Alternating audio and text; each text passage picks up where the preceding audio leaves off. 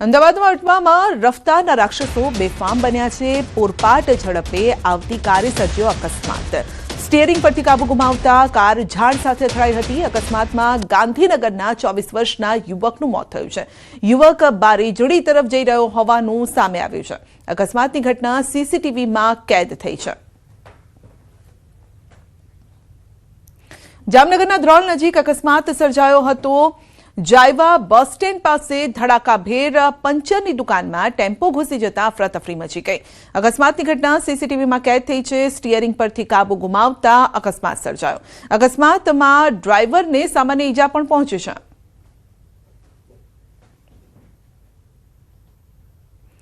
ખેડાના કપડવંજમાં સ્ટંટબાજો બન્યા છે બેફામ। લગ્ન પ્રસંગમાં ડીજેના ટ્રક ચાલકે કર્યા જોખમી સ્ટંટ। ટ્રક ચાલકના ખતરનાક સ્ટંટનો વિડીયો વાયરલ થઈ રહ્યો છે। જોખમી સ્ટંટ કરી ટ્રાફિક નિયમોના ધજાગરા ઉડાડ્યા। શું તંત્ર આવા બેફામ ચાલકો સામે કાર્યવાહી કરશે? જો કોઈ દુર્ઘટના સર્જાય તો જવાબદાર કોણ તે સવાલ છે।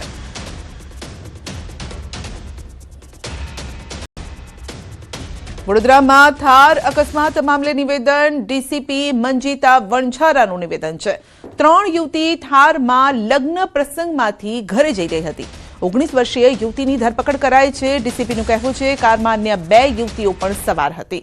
થાર ગાડી ઓવર સ્પીડમાં હતી કે નહીં તે અંગે તપાસ ચાલી રહી છે। તો ચાલક યુવતીએ નશો કર્યો હતો કે નહીં તે અંગે મેડિકલ ચેકઅપ કરાયું છે। રિપોર્ટ આવ્યા બાદ વધુ તપાસ કરવામાં આવશે। તો અટલાદરામાં થયેલા અકસ્માતના સીસીટીવી પણ સામે આવ્યા। થાર ચાલક યુવતીએ એક્ટિવા આવતો હોવા છતાં બ્રેક લગાવવાની તસદી પણ ન લીધી। યુટર્ન લઈ રહેલા એક્ટિવા ચાલકને થારની ટક્કર વાગતા એક્ટિવા ચાલક રોડ પર ઘસડાયો। કાર ઓવર સ્પીડમાં હોવાથી કાબુ ગુમાવતા અકસ્માત સર્જાયો હતો।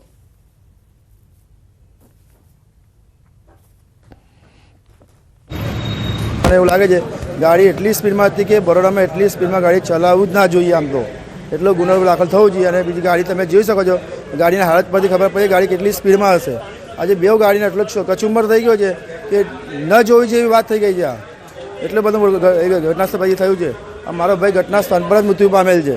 અમારી શંકા છે કે નશો કર્યો છે તો જ આટલી સ્પીડમાં ગાડી કોઈ છોકરીઓ ભગાવે। આ 3 બહેનો એમના કોઈ લગ્ન પ્રસંગ પતાવીને પરત જતા હતા। એ દરમિયાન આ ઘટના બની છે અને આ ફેટલ એક્સિડન્ટનો ગુનો નોંધી અને રિષિકા સદનાનીની અટકની કાર્યવાહી કરવામાં આવી છે। એની મેડિકલ રિપોર્ટ અને એના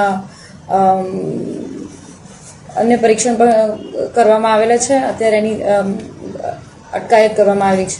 વડોદરા શહેરમાં ફરી એક વખત રફતારનો કહેર વર્તાયો છે। અને જો વડોદરા શહેરની વાત કરીએ તો રોજે રોજ વડોદરા શહેરમાં અકસ્માત થાય છે અને મોટી સંખ્યામાં લોકો જે છે તે પોતાના જીવ ગુમાવે છે। ત્યારે ગઈકાલે પણ આવો જ એક અકસ્માત વડોદરા શહેરના સન ફાર્મા રોડ પર થયો અને આ દ્રશ્યો છે તે જોઈ શકાય છે। આ જે થાર ગાડી છે તે અટલાદરા પોલીસ દ્વારા અત્યારે જપ્ત કરવામાં આવી છે। એક મહિલા જે છે પૂરપાટ ઝડપે આ ગાડી લઈને પસાર થઈ રહી હતી અને દરમિયાન એક જવાન જે યુવક છે તેને અડફેટમાં લીધો હતો અને યુવકનું ઘટના સ્થળે જ મોત નીપજ્યું હતું। મહત્વની વાત છે કે યુવક જે છે તે ફૂડ ડિલિવરી બોય તરીકે કામ કરતો હતો અને ગઈકાલે તેનો કામનો પહેલો દિવસ હતો। જે દિવસે તે રોજગારી મેળવવા માટે ઘરની બહાર નીકળ્યો એ જ દિવસે તેને કાર્ડ ભરખી ગયો। ત્યારે જે સ્થાનિક લોકો છે તેમની અંદર ભારે રોષ જોવા મળ્યો હતો અને સ્થાનિક લોકોએ જે મહિલા કાર ચાલક જે છે તે નશાની હાલતમાં હોવાનો આક્ષેપ જે છે તે કર્યો હતો। પોલીસ તાત્કાલિક ઘટના સ્થળે પહોંચી હતી અને ત્યારબાદ મહિલા સામે અટકાયતી પગલાં જે છે તે પોલીસ દ્વારા લેવામાં આવ્યા છે। આ ગાડી જે છે તે જપ્ત કરવામાં આવી છે। હવે મહિલાએ નશો કર્યો હતો કે કેમ તે દિશામાં પોલીસ જે છે તે તપાસ કરી રહી છે। હોસ્પિટલમાં તેને લઈ જવામાં આવશે, ત્યારબાદ તેનું મેડિકલ પરીક્ષણ જે છે તે કરવામાં આવશે। એટલે ટૂંકમાં કહીએ તો વડોદરા શહેરમાં અકસ્માતની વંજાર એ રીતે વરસી રહી છે કે નિર્દોષ લોકો જે છે તે પોતાનો જીવ ગુમાવી રહ્યા છે। ત્યારે અત્યારે જે અકસ્માત થયો છે તેમાં એક મહિલાની અટકાયત કરવામાં આવી છે અને તેના વિરુદ્ધ અટલાદરા પોલીસે કાયદેસરની કાર્યવાહી શરૂ કરી છે। હાર્દિક દીક્ષિત, ન્યૂઝ 18 ગુજરાતી, વડોદરા।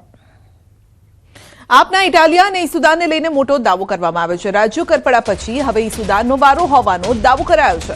અમરેલી કોંગ્રેસ પ્રમુખ દુધાતે કર્યો છે મોટો દાવો। પ્રતાપ દુધાતના નિવેદનથી ખળભળાટ મચી ગયો છે। આપમાં ઝાડુ મારીને ભાજપમાં જશે ઇટાલિયા।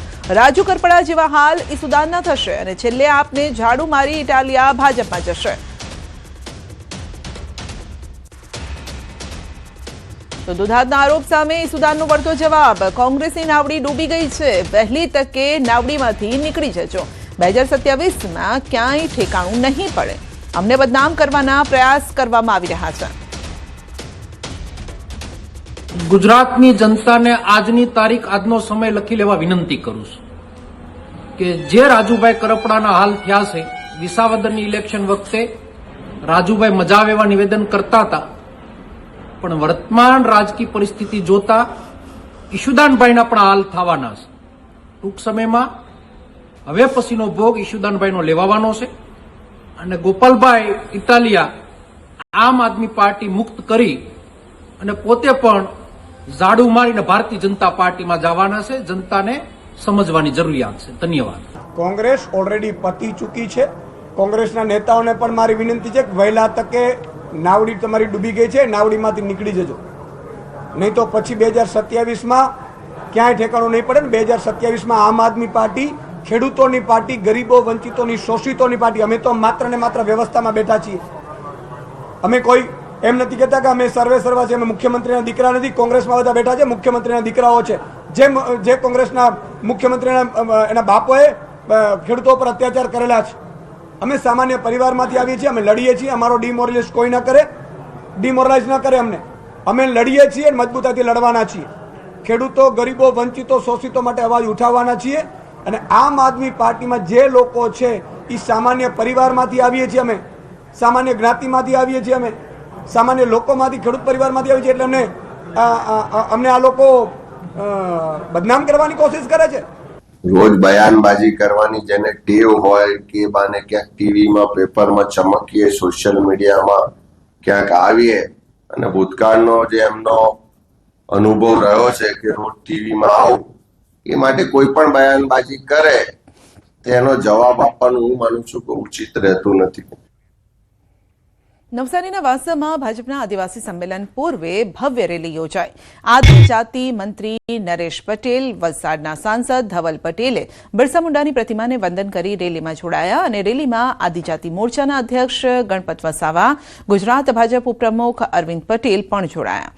રેલી બાદ ગાંધી મેદાનમાં આદિવાસી સંમેલન યોજાશે.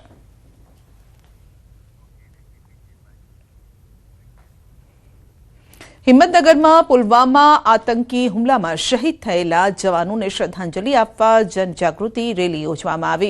રેલીમાં સાબરકાંઠા સહિત અન્ય જિલ્લાઓમાંથી આવેલા જવાનોના પરિવારો અને મહિલાઓએ શહીદ જવાનોની તસવીરો હાથમાં રાખી શ્રદ્ધાંજલિ અર્પી, જેમાં પેરામિલિટરી સંગઠનના સભ્યો, નિવૃત્ત આર્મી જવાનો પણ જોડાયા. તેમજ શહીદ જવાનોને યોગ્ય દરજ્જો અને તેમના પરિવારોને પેન્શન, અન્ય સુવિધા આપવામાં આવે તેવી માંગ કરાઈ.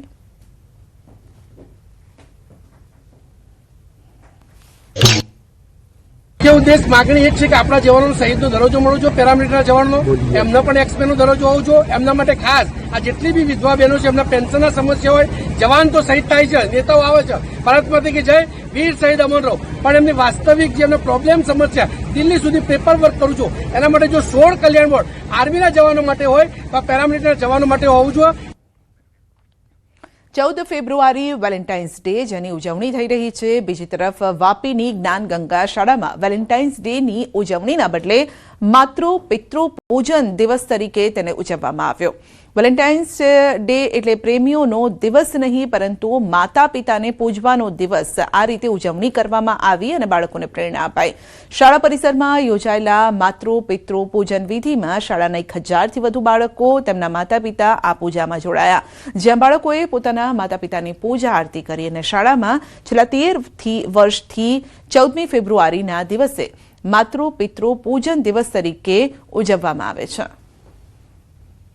અમારી શાળામાં માતા પિતાને બોલાવે છે, તેમની પૂજા કરે છે અને માતૃપિતૃ દિવસ દર વર્ષે મનાવે છે, એમના આશીર્વાદ લે છે. આજના બાળકો પાશ્ચાત્ય સંસ્કૃતિને સ્વીકારે છે, પણ આપણી ભારતીય સંસ્કૃતિ પ્રમાણે નાના બાળકોને આપણી સંસ્કૃતિ શું છે એ અમારી શાળા શીખવાડે છે. મ્યુનિકમાં યોજાયેલા સિક્યુરિટી કોન્ફરન્સમાં વિશ્વની 15 અગ્રણી ટેકનોલોજી કંપનીઓએ મળીને ટ્રસ્ટેડ ટેક અલાયન્સની સ્થાપના કરી અને આ ગઠબંધનમાં આફ્રિકા, એશિયા, યુરોપ, ઉત્તર અમેરિકા સહિત 10 દેશોની કંપનીઓ સામેલ છે, જે સુરક્ષિત અને વિશ્વસનીય ટેકનોલોજી માટે સંયુક્ત રીતે કામ કરશે. કનેક્ટિવિટીથી લઈને ક્લાઉડ, આ સાથે સોફ્ટવેર, AI સુધી એક સામાન્ય સિદ્ધાંતો હેઠળ પારદર્શિતા, ડેટા સુરક્ષાને પ્રાથમિકતા આપવામાં આવશે. તમામ કંપનીઓએ વિશ્વસનીય વૈશ્વિક ટેકનોલોજી પ્રદાતા તરીકે વિકાસ, અમલીકરણ, સંચાલન માટે 5 સ્પષ્ટ સિદ્ધાંતો પર સહમતિ વ્યક્ત કરી. અલાયન્સનો હેતુ ટેકનોલોજી પ્રત્યેનો વિશ્વાસ વધારવાનો